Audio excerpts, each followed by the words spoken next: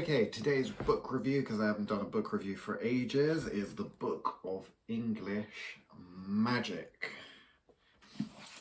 Depends what you are looking for from a book as to whether you're going to like it or not. So, if you're looking for step-by-step instructions, if you're looking for actual magical practice that you can copy, have a little go, trying things out, seeing what works, seeing what doesn't work, this isn't going to help you. This is not an exercise book full of information for you to try and test and carry out. It does not contain, well, it might contain the odd formula and things like that, but not a huge amount.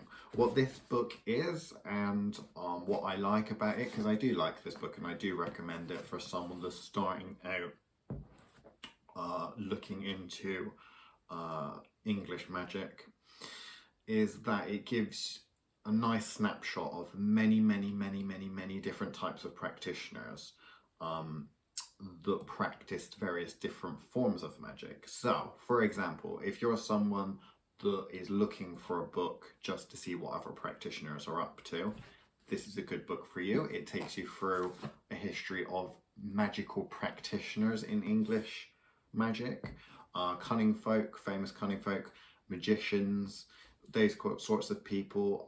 It will break things down to a certain extent from chapters, from types of practice. So it will talk about Freemasonry, for example, and then talk about a couple of different practitioners, occultists within Freemasonry. It'll also talk about cunning folk practices. It will talk about people like Tamsin Blight. So it will give you information on people. This is essentially, I would see it as a book of people. So it tells the story of English magic by talking about the people that practiced it. What this isn't is it's not a how-to manual. So if you're looking for something that's going to teach you spells, it's not really going to teach that. If you're looking for something that's going to, try and explain how magic works, how rituals work, all of that sort of thing, this book's not going to do that.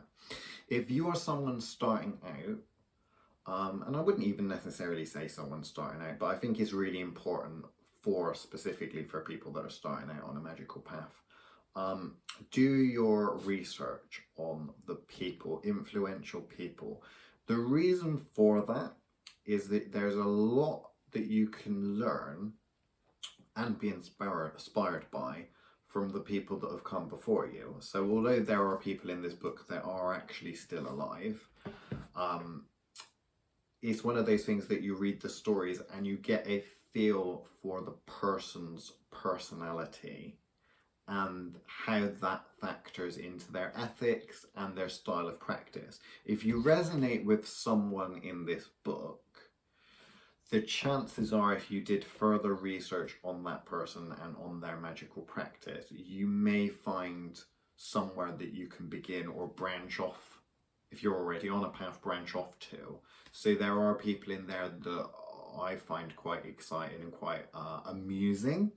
And although I don't expect to pick this book up and this book explain the secrets of that person's magical practice, what it does do is people that you may not be used to hearing about, or people that you might have heard about but aren't really too sure about a lot of information, say famous names like Dr. John Dee, that kind of thing, or little local legends and stuff like that. If you're researching English folklore, you might come across someone like Tamsin Blight or Granny Boswell or someone like that.